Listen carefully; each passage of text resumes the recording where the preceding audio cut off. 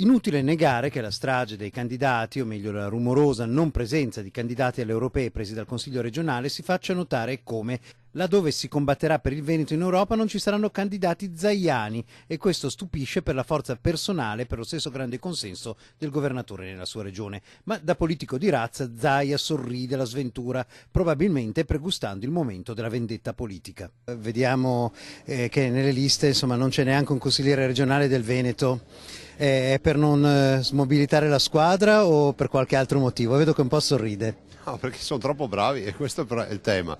Io ho una squadra compatta, ha prodotto e daremo conto di quante leggi ha prodotto, non ci vedo nessun problema per il fatto che i consiglieri non siano candidati. Anzi, direi anche di più se vuole che gliela dico tutta, che si sono presi l'impegno e lo portano alla fine, punto.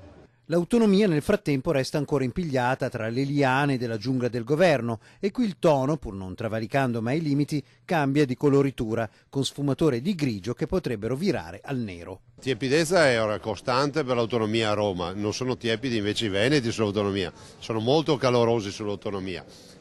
Io direi che Tria invece ha fatto un intervento positivo perché ha detto dobbiamo andare avanti col progetto, ha posto delle questioni di costituzionalità che sono già superate, ma ricordo anche che rispetto alla norma finanziaria per noi la norma va bene. Comunque Tria, che è illustre rappresentante del governo, ha inaugurato un nuovo metodo, ha detto quali sono secondo lui i problemi e ha detto andiamo avanti. Adesso ci aspettiamo che il governo ci dica qual è la sua idea di bozza d'intesa, perché noi dal 2 di ottobre del 2018 l'abbiamo già presentata il nostro contratto, ci dicano loro.